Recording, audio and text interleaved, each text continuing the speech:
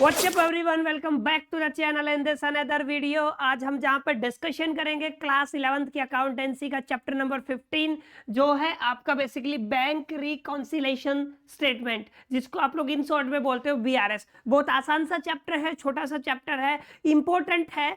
अब ध्यान से समझना, जब भी आप लोग अकाउंटिंग करते हो, अकाउंटिंग प्रोसेस करते हो, इस चैप्टर की बहुत ज्यादा हमें नीड होती है। तो without wasting the time let's start the video. अगर मैं मीनिंग की बात करूं तो ध्यान से देखो, जो आपका चैप्टर का नाम है बैंक रिकंसिलेशन स्टेटमेंट, ये पूरा का पूरा सिस्टम स्टार्ट होता है रिकंसिलेशन से। रिकंसिलेशन का मतलब होता है क्लास आपका एक तरीके से मैच करना, या जो भी डेटा है, जो भी एंट्री है, जो भी ट्रांजेक्शन है, जहां पे भी मिसमैचिंग होती है एक तरीके से, वहां पे उसको रिकंसाइल करना। इस तरीके से जब उस टाइम पे जो स्टेटमेंट बनता है उसको क्या बोलते हैं आप लोग? Bank reconciliation statement. ठीक है, अगर मैं डेफिनेशन की बात करूं तो ध्यान से समझे, बहुत इंपॉर्टेंट डेफिनेशन है कि बैंक रिकंसिलेशन स्टेटमेंट प्रिपेयर किया जाता है अकाउंट होल्डर के थ्रू। मतलब इसको कौन बनाता है? Account holder. जैसे मैं कोई बिजनेसमैन हूं, ठीक है, या फिर मैं भी कोई एंटरप्रेन्योर हूं, सोलो प्रोप्राइटरशिप हूं, या कंपनी का मालिक हूं, या इंडिविजुअल हूं, ठीक है, जो भी मैं हूं, मैं जो भी अकाउंट होल्डर बंदा है वही आपका कौन क्या प्रिपेयर करता है? बीआरएस, मतलब bank reconciliation statement. Bank reconciliation statement as such as कोई फॉर्मेट नहीं होता है, उसका अपना सिंपल सा एक पेपर पेन पे हम मैचिंग करते हैं बस। वो किसकी मैचिंग होती है हम लोग आगे जाके देखेंगे, ठीक है। तो ध्यान से समझे definition, bank reconciliation statement prepare करता है, कौन प्रिपेयर करता है? वो अकाउंट होल्डर प्रिपेयर करता है, और एक पर्टिकुलर डेट का प्रिपेयर करता है। ध्यान से देखे, ऑन ए पर्टिकुलर डेट, यानी कि किसी एक निश्चित डेट की हमें जैसे 20 तारीख, 30 तारीख, 25 तारीख, किसी भी एक पर्टिकुलर तारीख, एक डेट की क्या तैयार होती है आपकी? बीएसआर, ठीक है। टू रिकंसाइल, यानी कि रिकंसाइल का मतलब मैच करना, जो भी मिसमैच है, ठीक है। बैंक बैलेंस, ध्यान से समझे, किसका bank balance? As per the cash book, यानी कि and with the balance as per the passbook. दो चीजें हैं आपकी, पहला कॉन्सेप्ट आया कैश बुक का और दूसरा कॉन्सेप्ट आया पासबुक का। कैश बुक और पासबुक के जो बैलेंस को रिकंसाइल करना क्या कहलाता है? आपका बैंक रिकंसिलेशन स्टेटमेंट, आप लोग इस तरीके से कह सकते हो, ठीक है। अब देखो पूरी कहानी कहां से स्टार्ट होती है? पूरी कहानी स्टार्ट होती है जैसे कोई भी, मैं हूं बिजनेस मर्चेंट, क्लियर है, तो मैंने यहाँ पे लिखा हुआ है आपका आई एम ए बिजनेसमैन, ठीक है, या फिर आप लोग ले लो मैं क्या हूं? एक बिजनेसमैन हूं, क्लियर है। तो अब जब मैं अकाउंट खुलवाता हूं बैंक में, यानी कि मैंने अकाउंट खुलवाया, ठीक है कि नहीं, तो मेरे पास दो चीजें होंगी, ठीक है। एक तो मेरे पास होगा आपका बैंक अकाउंट, क्लियर है, तो मेरे पास है पहली चीज क्या है? आपकी बैंक अकाउंट, क्लियर है। और मैं अपना हिसाब किताब मेंटेन करने के लिए अपने पास भी एक बुक रखता हूं, ठीक है, वो मैं सेल्फ प्रिपेयर करता हूं उसको, ठीक है। सेल्फ मेड होती है, जिसको आप लोग बोलते हो हम सिंपल लैंग्वेज में क्या बोलते हैं? जिसको आप लोग बोलते हो कैश बुक, ठीक है। जो भी हिसाब किताब मेंटेन किया जाता है उसको क्या बोलते हैं आप लोग? कैश बुक, ठीक है। अब बैंक क्या करता है आपको? क्लास बैंक आपको प्रोवाइड करता है, बैंक अकाउंट होल्डर को प्रोवाइड करता है आपकी एक, आप क्या कह सकते हो? Cash book. और दूसरा क्या होता है आपका? पासबुक। पासबुक क्या होता है? आप सभी ने पढ़ा हुआ है, एक ऐसा बुक जिसमें आपकी जितनी भी ट्रांजेक्शन है उन सब का क्या रहता है? रिकॉर्ड रहता है, ठीक है कि नहीं। तो अब हुआ क्या कि आपके पास दो तरीके की बुक हो गई, एक हो गया कैश बुक और एक हो गया पासबुक, ठीक है। मान लो मैंने 500 रुपए का ट्रांजेक्शन किया है, यानी कि 500 जो रुपीज है वो 500 रुपीज मैंने बैंक में डिपोजिट करा है, ठीक है। तो बैंक अपनी तरफ से उसको कहाँ मेंशन करेगा? पासबुक में मेंशन करेगा, ठीक है। मैं अपनी तरफ से उसको कहाँ पे मेंशन करूंगा? कैश बुक में मेंशन करूंगा, ठीक है। मैनी टाइम्स होता क्या है कि इन दोनों में जो डेटा है, जो भी ट्रांजैक्शन है, यस क्लास, जो भी आपका ट्रांजैक्शन है वो हो जाता है आपका मिसमैच। किस वजह से होता है वो हम लोग आगे जाके देखेंगे, ठीक है। ट्रांजैक्शन हो जाता है आपका क्या? मिसमैच, क्लियर है। हम लोग यहाँ पे क्या लिखेंगे? मिसमैच, क्लियर है। इसको मैच करने के लिए, यस क्लास, इस ट्रांजैक्शन को जो आपका मिसमैच हुआ है उसको मैच करने के लिए हम लोग क्या प्रिपेयर करते हैं क्लास? हम लोग प्रिपेयर करते हैं आपका BRS, bank reconciliation statement. Simple एक पेन पेपर पे होता है, ठीक है। आप लोग जस्ट क्या करते हो? मैचिंग करते हो। क्या क्या रूल्स है हम लोग आगे जाके डिस्कशन करेंगे, तो ध्यान से समझना। जो भी बीआरएस है आपका अकाउंट होल्डर प्रिपेयर करता है, एक पर्टिकुलर डेट पर प्रिपेयर करता है। इसका मेन सिस्टम क्या होता है कि गड़बड़ क्यों हुई है आपके पासबुक और बैंक कैश बुक के जो भी उसमें एंट्री या फिर बैलेंस में, जो उसको मैचिंग करने के लिए, यानी कि मैच करने के लिए हम किसका यूज करते हैं? बीआरएस का, मतलब बैंक रिकंसिलेशन स्टेटमेंट आप लोग बोल सकते हो, ठीक है। आई होप कि आपको समझ में आ गया होगा कि exactly what is the meaning of bank reconciliation statement, ठीक है। अगर आप लोग फॉर्मेट की बात करो तो एज सच है जिसका कोई फॉर्मेट नहीं होता, क्योंकि पेन पेपर पे होता है, पर्टिकुलर कोई फॉर्मेट नहीं होता है, ठीक है। अब यहाँ पे हम समझते हैं कि जो आपका गड़बड़ हुआ, जो भी मिस्टेक हुआ, या फिर आप लोग कह सकते हो जो भी आपका मिसमैच होता है, आपका कोई भी ट्रांजैक्शन, क्लियर है, वो क्यों होता है, उसका रीजन क्या है, ठीक है। तो देखो मैनी रीजंस हो सकते हैं, ठीक है। मैनी रीजंस क्या है, हम लोग वन बाय वन क्या करेंगे, डिस्कशन करेंगे कि आपका करना क्या है उस टाइम पे और होता क्या है, क्लियर है कि नहीं। अब ध्यान से देखो, पहला जो रीजंस ऑफ फॉर डिफरेंस, जो भी डिफरेंस आया किसमें, हमें बैलेंस की बात कर रहा हूं, किसके बैलेंस की बात कर रहा हूं, आप लोग कह सकते हो बैलेंस ऑफ कैश बुक, आप लोग सीबी से लिख सकते हो, एंड आप लोग क्या कह सकते हो, पासबुक, क्लियर है।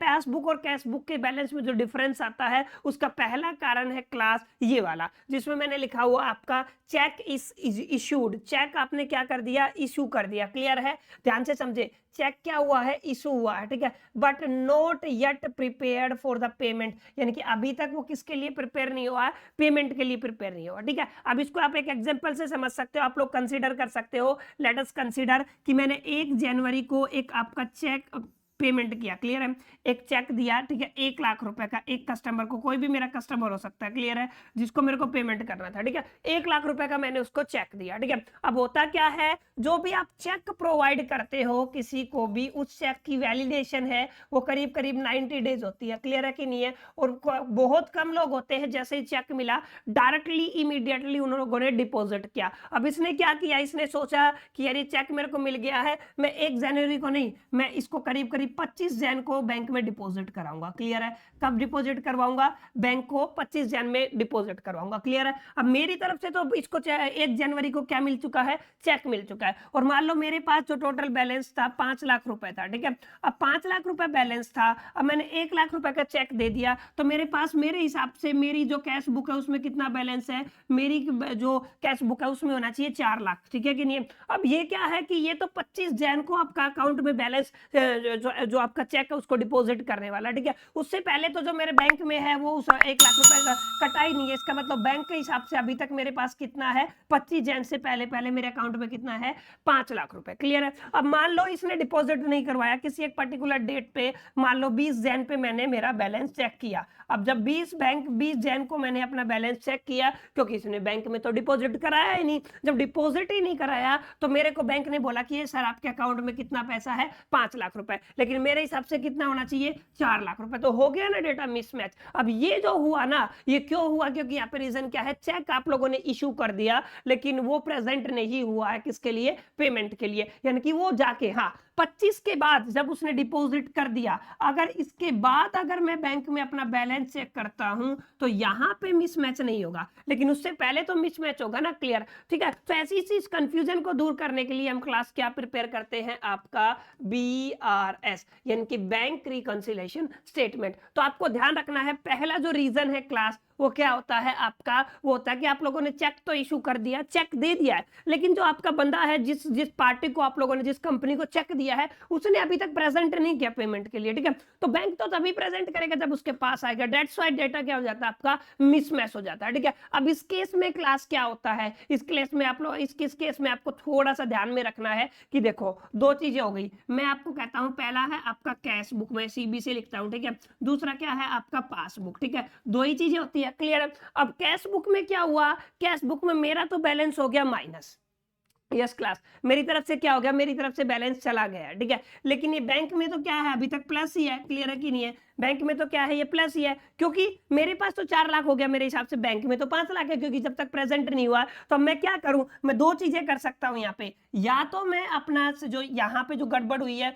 उसको प्लस कर दूं, या यहाँ पे जो भी आपका है पासबुक में उसको क्या कर दूं, माइनस कर दूं, ठीक है। तो ये सारी चीजें हम लोग आगे जाके पढ़ेंगे, ये एक बेसिक रूल है, मैं यहाँ पे आपको कंफ्यूजन में नहीं डालना चाहता, जस्ट आप लोग अंडरस्टैंड करें क्लास कि कौन सी चीज प्लस होती है और कौन सी माइनस होती है, कौन सी चीजें ऐड होती हैं और कौन सी चीजें सब्ट्रैक्ट होती है। तो उम्मीद करता हूं आप लोगों को पहला जो रीजन है कि बैंक रिकंसिलिएशन स्टेटमेंट, जब भी आपका बैलेंस मिसमैच होता है पासबुक और कैश बुक में, वो क्यों होता है, क्लियर है। अब आगे अगर आप लोग चलोगे तो हम चलते हैं सेकंड रीजन की तरफ, ठीक है। सेकंड रीजन क्या, ध्यान से समझे, check deposited in the bank but not cleared, मतलब आपका क्या है कि आपने कोई भी, मान लो चेक तो डिपॉजिट, आपको आपने चेक दे दिया, ठीक है, चेक आपका बैंक में डिपॉजिट भी कर दिया बंदे ने, ठीक है। अब कुछ एक रीजन होते हैं, क्लियर है, उन रीजन की वजह से बैंक ने उसको क्लियर नहीं किया। क्लियर है? जब उसने बैंक ने क्लियर नहीं किया है तो मान लो वही केस है, यहाँ पे भी आपका जो बैलेंस है वो क्या होगा, आपका मिसमैच होगा। यस क्लास, आपका बैलेंस क्या होगा,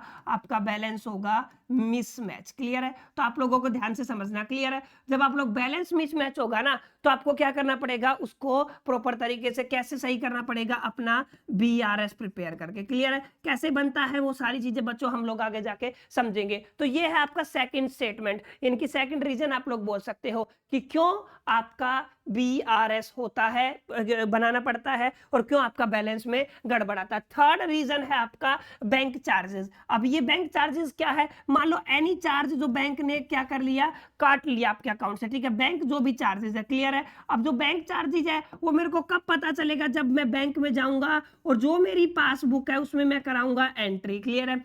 एंट्री कराने से पहले जो मेरी कैश बुक है बच्चा, उस कैश बुक में तो मेरे को तो पता ही नहीं है, तो यानी कि यहाँ पे मान लो मेरे अकाउंट में था 5,000 रुपए। क्लियर है? तो मेरे अकाउंट में जब 5,000 रुपए था और बैलेंस ने अपना, बैंक ने अपना SMS चार्ज या फिर जो भी है, मान लो SMS चार्ज, क्लियर है, वो 100 रुपए काट लिया। ठीक है? तो 100 रुपए काटने के बाद अब मेरे बैलेंस, मेरे अकाउंट में कितना बैलेंस हो गया, मेरे अकाउंट में बैलेंस हो गया 4,900। क्लियर है? और मेरे हिसाब से मेरी कैश बुक में कितना है, 5,000 रुपए। क्लियर है? ये मेरे को कब पता चलेगा, या तो मैं एंट्री कराऊं। ठीक है? अब जर्नली एंट्री नहीं कराता तो इस केस में हो जाता है आपका बैलेंस, फिर बोलूंगा मैं आपका मिसमैच। क्लियर है? तो यहां पे भी क्लास आपको क्या करना पड़ेगा, आपको BRS ही प्रिपेयर करना पड़ेगा, बैंक रिकॉन्सिलिएशन स्टेटमेंट, जिनकी मैचिंग करनी पड़ेगी। क्लियर है? तो आपका ये थर्ड रीजन है। क्लियर है? अब आ जाता हूं मैं फोर्थ रीजन के ऊपर, बैंक इंटरेस्ट। बैंक इंटरेस्ट देता भी है और बैंक इंटरेस्ट लेता भी है, आपको दोनों चीजें ध्यान में रखनी है। बैंक आपका इंटरेस्ट आपको प्रोवाइड भी करता है और बैंक लेता भी है। और सबसे पहले वो किसको पता चलेगा क्लास, वो पता चलेगा आपके बैंक को, आपको तो बाद में पता चलेगा। वैसे अगर आप लोग रूल देखना चाहो तो यहाँ पे मैं आपको बेसिक रूल बता देता हूँ। देखो, बैंक ने इंटरेस्ट को अलाउड किया, ठीक है, या फिर उसने उसको काट लिया। ठीक है कि नहीं? अब ध्यान से देखना। ठीक है?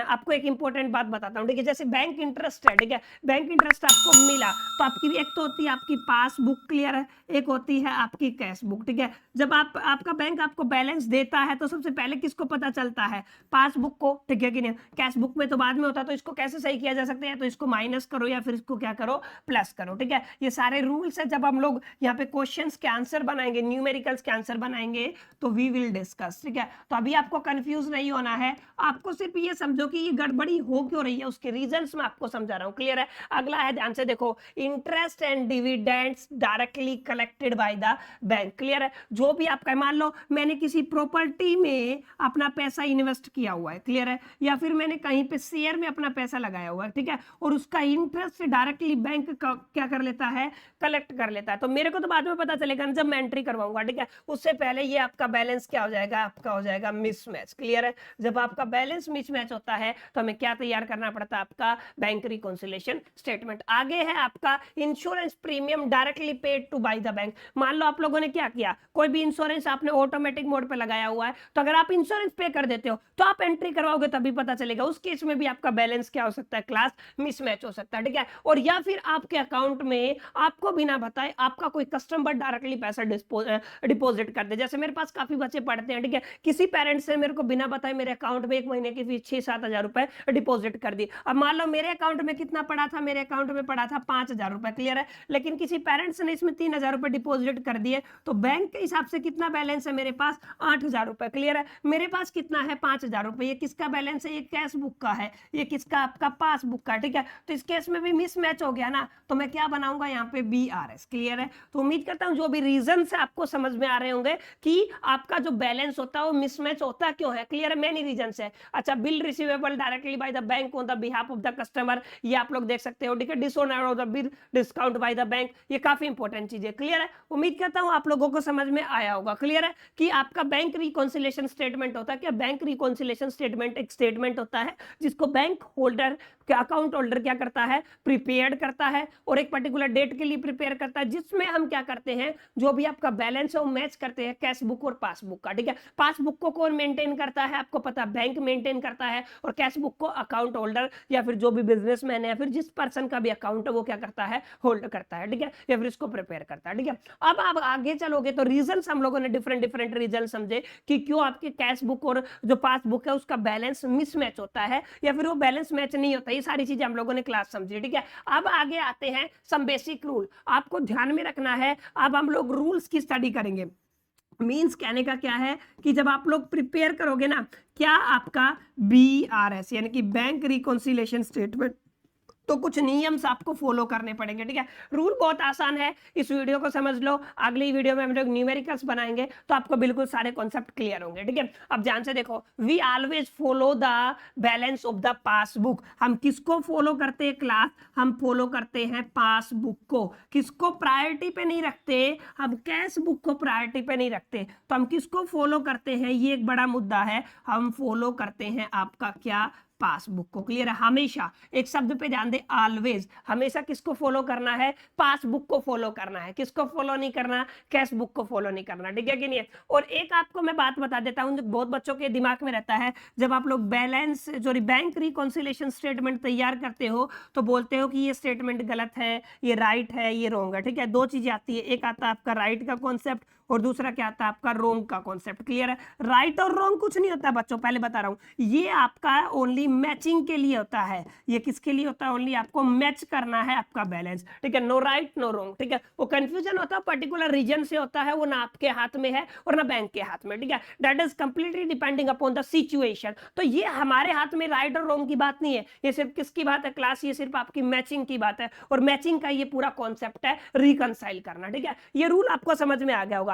एक इंपॉर्टेंट बात आपको बताता हूं, ध्यान से समझ लेना। आप लोगों ने कैश बुक को प्रिपेयर किया है, ठीक है। और कैश बुक आपका, आपको याद हो तो आपका आता है रियल अकाउंट, सॉरी आपका पर्सनल अकाउंट के केस में। तो वहां पे हम लोगों ने देखा था debit what's come in and what's goes out. वो क्या, सॉरी आप लोग कह सकते हो कि debit the receiver and credit the giver, ठीक है। वो वाला केस लगाया था, यानी कि आप लोग डेबिट में क्या करते थे? प्लस, ठीक है। और आप क्रेडिट में क्या करते थे? माइनस, ठीक है। लेकिन आप पासबुक में उल्टा हो जाता है, ये आपको थोड़ा ध्यान में रखना है। जब आप लोग पासबुक की स्टडी करते हो तो आपका डेबिट होता है माइनस और क्रेडिट होता है आपका प्लस। आप एग्जांपल ले सकते हो, मान लो आप लोगों का अकाउंट है HDFC में बैंक है, क्लियर है? कौन सा है आपका? HDFC, क्लियर है। और आपने उसमें पैसा जमा करवाया है डिपॉजिट, यानी कि प्लस किया है। क्या किया है? प्लस किया है, ठीक है। मान लो 5 लाख रुपए का आप लोगों ने प्लस किया है आपके अकाउंट में, क्लियर है। तो आपके अकाउंट में क्या क्या मैसेज आता है? क्रेडिटेड, यानी कि क्रेडिटेड क्या हो गया आपका? प्लस हो गया, ठीक है।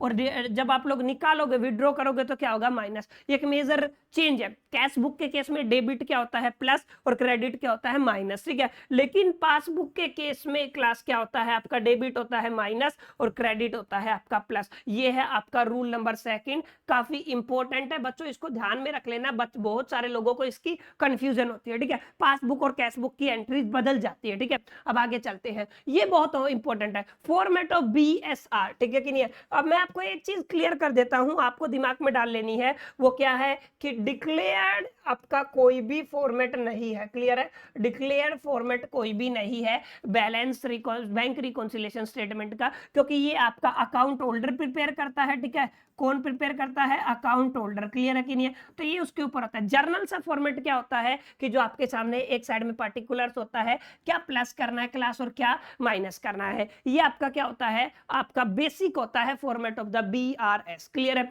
कुछ रूल्स मैं आपको इस लास्ट स्लाइड में समझाने वाला हूं, जिससे को समझ के आपको क्लैरिटी हो जाएगा BSR में क्या प्लस करना है, क्या माइनस करना है, ठीक है। ध्यान से देखें मैंने क्या लिखा हुआ है। अगर आपको लिखा हुआ है डेबिट बैलेंस, अगर ओनली बैलेंस लिखा हुआ है, या फिर फेवरेबल बैलेंस लिखा हुआ है, कैश बुक के हिसाब से मैं बात कर रहा हूं क्लास, कैश बुक के हिसाब से अगर आपके पास डेबिट बैलेंस लिखा हुआ है, ओनली बैलेंस लिखा हुआ है, या फेवरेबल बैलेंस लिखा हुआ है, तो वो जाएगा आपका प्लस साइड में। किस में जाएगा क्लास? वो जाएगा आपका प्लस साइड में। यानी कि आप लोग कहां पे मेंशन कर सकते हो उसको मेंशन करते हो आप लोग प्लस साइड में, क्लियर है। अब आगे देखो, अगर आपका क्रेडिट बैलेंस लिखा हुआ, हमने पढ़ा नेगेटिव होता है डेफिनेटली, अनफेवरेबल बैलेंस या फिर ओवरड्राफ्ट, मेक श्योर करके याद रखें, क्रेडिट बैलेंस, अनफेवरेबल बैलेंस या फिर ओवरड्राफ्ट, ठीक है। क्योंकि यहाँ पे क्या हो जाएगा? वो हो जाएगा आपका नेगेटिव में, मतलब यहाँ पे क्या आ जाएगा? वो नेगेटिव साइड में जाएगा, ठीक है। तो ये चीज आपको क्लास ध्यान में रखनी है, ठीक है, कि कौन सा प्लस में जाएगा, कौन सा माइनस में जाएगा। अच्छा, दो चीजें होंगी, कुछ हम डेटाज को ऐड करेंगे, कुछ को हम कम करेंगे, लेस करेंगे, तो दोनों को आपको ध्यान में रखना, ठीक है। पहली चीज, अगर आप लोगों ने चेक को इशू कर दिया है लेकिन वो प्रेजेंट नहीं हुआ है पेमेंट के लिए, ठीक है, तो वो होगा आपका प्लस। हाँ जी क्लास, क्या होगा वो आपका प्लस होगा। क्लियर है, क्या होगा वो आपका प्लस। अगर आप लोगों ने चेक दे दिया लेकिन उसने अगले बंदे ने क्या नहीं किया, बैंक में जमा नहीं किया, तो वो क्या होगा आपका प्लस, ठीक है। अगर आपके बैंक बैलेंस में कोई इंक्रीमेंट हुआ है तो वो भी क्या होगा क्लास आपका, वो होगा प्लस, ठीक है। आई होप कि आपको समझ में आया होगा कौन कौन से फैक्टर्स प्लस होंगे। माइनस में क्या होगा, आप बैंक में अपने चेक डिपॉजिट किया लेकिन अभी तक वो क्लियर नहीं हुआ है, अगर वो क्लियर नहीं हुआ तो क्या होगा क्लास आपका, वो होगा आपका माइनस। और अगर आपका बैंक बैलेंस डिक्रीज हो रहा है, मतलब बैंक बैलेंस घट रहा है, ठीक है, किसी भी रीजन से एक्स वाई जेड, ठीक है, तो वहां पे क्या होगा, वो चीज होगी लेस। क्लियर है, तो आपको पता होना चाहिए क्या क्या फैक्टर्स आपको ऐड करने हैं, क्या क्या फैक्टर्स आपको घटाने हैं, ठीक है, कौन सा बैलेंस आपका प्लस होता है, कौन सा बैलेंस आपका माइनस होता है। क्लियर, तो ये कुछ बेसिक रूल है जो आप लोग डेफिनेटली प्रिपेयर करें, और इनको प्रिपेयर करके क्लास हम करेंगे एक एक क्वेश्चंस को सोल्व, ठीक है। ये आपका बिल्कुल बेसिक था और क्लास यही है जो इस चैप्टर का बेसिक है। इसके अलावा आपको कुछ भी नहीं पढ़ना। आने वाले पार्ट सेकंड में यानी कि लेक्चर सेकंड में हम डिस्कशन करेंगे कि किस तरीके से डिफरेंट प्रॉब्लम्स को हम बना सकते हैं और सोल्व कर सकते हैं। उम्मीद करता हूं क्लास आपको ये वीडियो अच्छा लगा होगा, आपको एक कॉन्सेप्ट क्लियर हो गया होगा कि आपका बीआरएस होता क्या है, क्यों होता है, कैसे इसको बनाया जाता है, क्या क्या इसके लिए रूल्स होते हैं। उम्मीद करता हूं आपको सभी को समझ में आया होगा, और वीडियो अच्छा लगा तो आप लाइक कर सकते हो, अपने मैक्सिमम फ्रेंड्स के साथ शेयर कर सकते हो, और चैनल पर नए हो तो सब्सक्राइब कर सकते हो। बाकी मिलते हैं नेक्स्ट वीडियो में, तब तक के लिए मेरी तरफ से ऑल द बेस्ट।